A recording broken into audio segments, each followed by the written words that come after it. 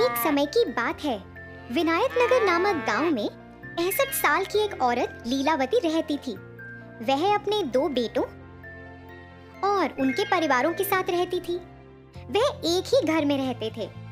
लीलावती को स्वादिष्ट खाने खाने का बहुत शौक था। उसे अच्छे कपड़े पहनने का, आईने में अपने आप को देखने का बहुत शौक था।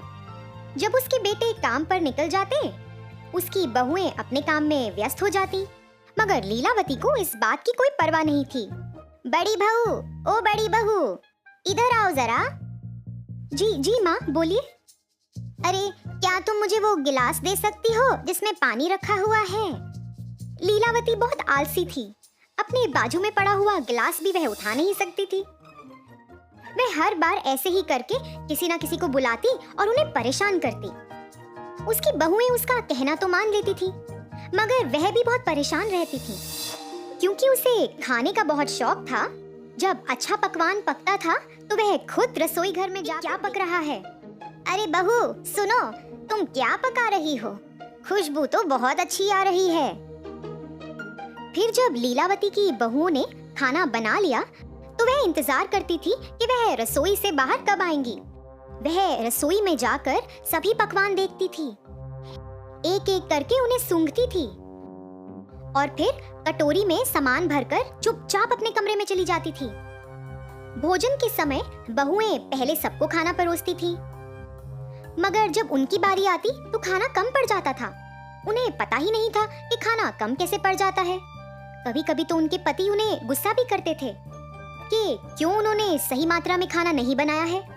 ऐसा देख के लीलावती मन ही मन खूब हंसती, मगर वह अपने बेटों को कुछ नहीं कहती थी कि वह अपनी पत्नियों से ऐसे क्यों बात कर रहे हैं।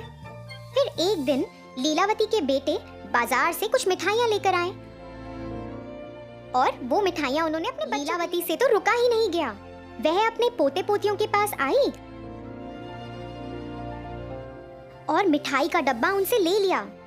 सुनो बच्चों, ये मिठाइयाँ मैं तुम लोगों में बराबरी में बांटूंगी। चलो अपनी आंखें बंद करो और अपना हाथ आगे करो बच्चों। ऐसा सुनकर बच्चों ने वैसा ही किया जैसे उनकी दादी माँ ने कहा। फिर लीलावती ने उस डब्बे में से कुछ मिठाइयाँ चुपचाप अपने पास रख लीं और बाकी की मिठाइयाँ बच्चों को दे दी और फिर चुपचाप अपने कमरे में चली गई। ये ही नहीं, वह तो अपनी बहुओं की साड़ियाँ भी चुराती थी। जब उसकी बहुएं साड़ियों को तार पे सूखने के लिए टांगती, वह चुपचाप साड़ियाँ ले जाती। उसकी बहुएं परेशान हो जाती कि ऐसा किसने किया है। उन्हें लगता कि साड़ियाँ। माँ जी, आपने मेरी लाल साड़ी देखी क्या? मैं कई समय से ढूंढ रही हूँ मगर मुझे मिल ही नहीं रही। मैंने उसे सूखने के लिए तार पे डाला था, क्या आपने देखी है? नहीं बहू, मैंने नहीं देखी। मुझे लगता है वो पड़ोस की राधा ने ऐसा कुछ किया है। कल मैंने वो साड़ी उसके पास देखी थी। हाँ माँ जी, मेरी साड़ी भी गुम चुकी है। मुझे लगता है ये राधा का ही काम है।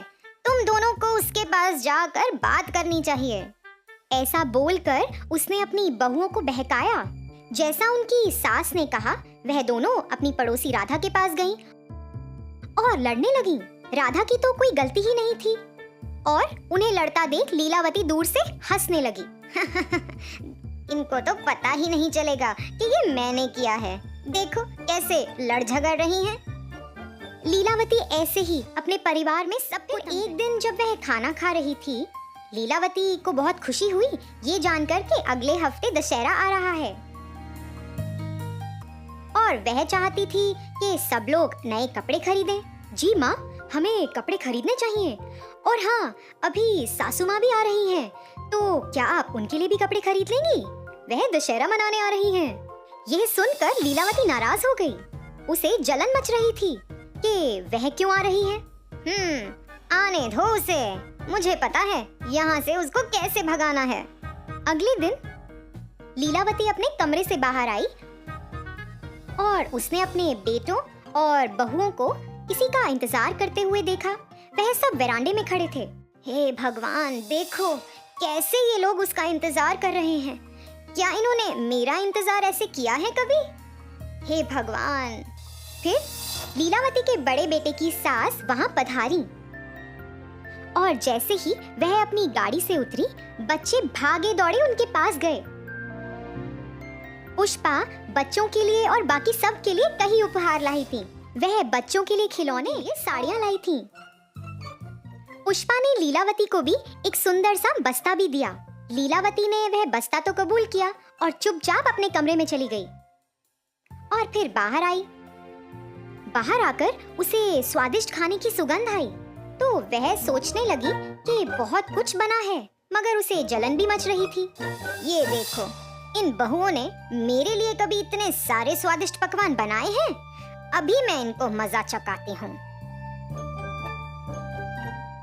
फिर ऐसा सोचते हुए वह इंतजार करने लगी कि कब उसकी बहुएं रसोई से बाहर आएं। जैसे ही वे दोनों रसोई से बाहर आईं, चुपचाप लीलावती रसोई घर में चली गई और पकवान मिर्च डाल दी। फिर जैसे ही सबने खाना शुरू किया, सब लोगों से खाया ही नहीं गया। सबको खूब मिर्च लग रही थी। सब तो पानी के लिए तड़पने लगे, मगर लीलावती ने तो खाने को छुआ तक नहीं था। मगर उसे ऐसा लगा कि सबको शक हो जाएगा कि उसने कुछ गड़बड़ की है, तो वो भी नाटक करने लगी कि उसे भी खूब मिर्ची लगी और पानी के लिए तरसने लगी। मगर पुष्पा को शक हुआ। पुष्पा ने लीलावती को कुछ ना खाते हुए देख लिया था। उसे ऐसा लगा कि कुछ तो गड़बड़ है। पुष्पा ने लीलावती पर नजर रखनी शुरू कर दी। फिर ऐसे ही कुछ दिन बीत गए। पुष्पा ने ऐसा देखा कि लीलावती बच्चों से मिठाइयाँ चुराती है और अपनी बहुओं की साड़ियाँ चुराकर उस बस्ते में रखती है।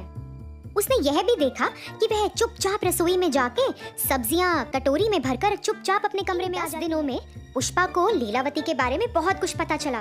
फिर एक दिन जब सब लोग घर पर थे, पुष्पा ने सोचा कि ये सही वक्त है कि उसे सबको बताना चाहिए कि इस घर में क्या चल रहा है। लीलावती, सुनिए, क्या आप वो बस्ता ला सकती हैं जो मैंने आपको दिया था? मैं आपको वापस लौटा दूंगी। फिर ऐसा कहकर पुष्पा झट लीलावती के कमरे में गई। लीलावती तो पुष्पा से पहले जाने की कोशिश कर रही थी, मगर असफल रही। पुष्पा ने वो बस्ता खोला और सब लोग उसके अंदर देखकर हैरान रह गए। उसमें कई प्रकार की मिठाइयाँ, बहुओं की साड़ियाँ, आईना और पैसे थे। वह ये सब अपने परिवार वालों से चुराती थी। लीलावती, तुम्हारे बेटे, तुम्हारी बहुएं और तुम्हारे पोता और पोती, ये तुम्हारा परिवार है, ये किसी और के नहीं है। ये तुम्हारा परिवार है लीलावती। तुम्हें क्या लगता है कि ये सही कार्य है जो तुम इतने दिनों से कर रही हो? माँ, आप ऐसा क्यों कर रही थी? इसी कारण से बच्चे हमेशा आपसे परेशान रहते थे। माँ, आपको नहीं लगता कि जब हम काम से घर आते हैं तो हम थके हुए होते हैं, और आपको ऐसा करने की क्या जरूरत थी? माँ, आप सबके साथ खुशी खुशी रह सकती हैं। आपने सबको कितना परेशान किया है माँ। माँ जी, आपने ही हमें राधा के, वो मेरी कितनी अच्छी दोस्त थी। आपके झूठ की वजह से अब मेरी दोस्ती भी उससे टूट गई है। माँ जी, हमने आपका बहुत ख्याल रखा, आप ऐसा कैसे कर सकती हैं हमारे साथ? लीलावती को अपने से कम उम्र के लोगों को ऐसा कहते हुए बहुत बुरा लगा। ज्यादा बुरा इसलिए लगा कि वह उसके खुद के परिवार वाले थे। उसे एहसास हुआ कि वह कितना गलत कर रही थी और उसने सबसे माफी भी मांगी। उस दिन से लीलावती अपने बच्चों का अच्छे से ख्याल रखती थी। वह अपनी बहुओं का भी खूब ख्याल रखती थी। वह अपनी बहुओं की काम करने में मदद भी करती थी।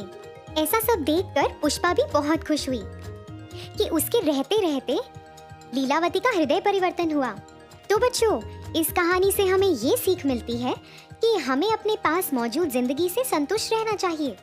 उम्र के साथ हमें अपना व्यवहार भी बदलना चाहिए, नहीं तो इससे हमारे अपनों को चोट पहुंच सकती है।